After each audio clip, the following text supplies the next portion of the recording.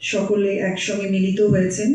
আমি প্রথমেই এখানে এই সমিতির সভাপতি এবং আদার্স যারা সদস্য আছেন তাদের সকলকেই কৃতজ্ঞতা জানাই, ধন্যবাদ জানাই আমাকে এখানে আহ্বান করবার জন্য। যারা আমার সামনে আছেন তাদেরকেও অসংখ্য ধন্যবাদ জানাই।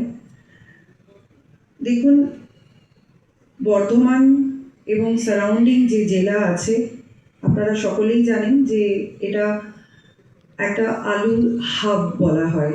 গোটা পশ্চিমবঙ্গে মেন যে আলু উৎপাদন সেটা আমাদের এই বর্ধমান সারাউন্ডিং জেলা থেকেই হয়।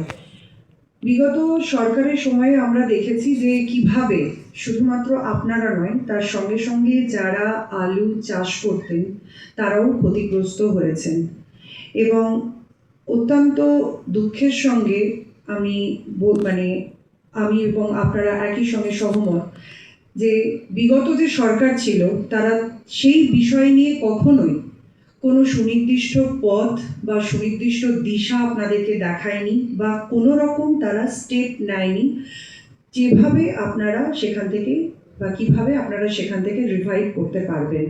তার সঙ্গে সঙ্গে কৃষকরাও এই সমস্যার মধ্যে পড়তে হয়েছে এবং আমরা দেখেছি যে বিভিন্ন জায়গাতে কৃষকরা এর বিরুদ্ধে আন্দোলন করেছে, রাস্তায় আলু ঢেলে দিয়েছে এবং অনেক জায়গাতে অনেক কৃষক তারা আত্মহত্যাও করেছেন।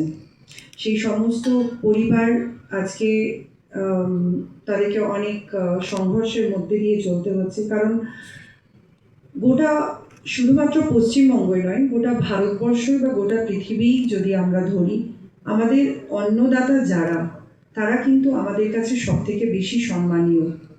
আমরা সেই জায়গাটা থেকে কিন্তু বারবার সরে আসি, কিন্তু এই প্ল্যাটফর্ম থেকে আমি আমার সরকারকে, আমার ভারতীয় জনতা পার্টির সরকার এবং আমার মাননীয় মুখ্যমন্ত্রী সম্মানীয় শুভেন্দু অধিকারী মহাশয়কে অনেক ধন্যবাদ জানাতে চাই, অনেক কৃতজ্ঞতা জানাতে চাই।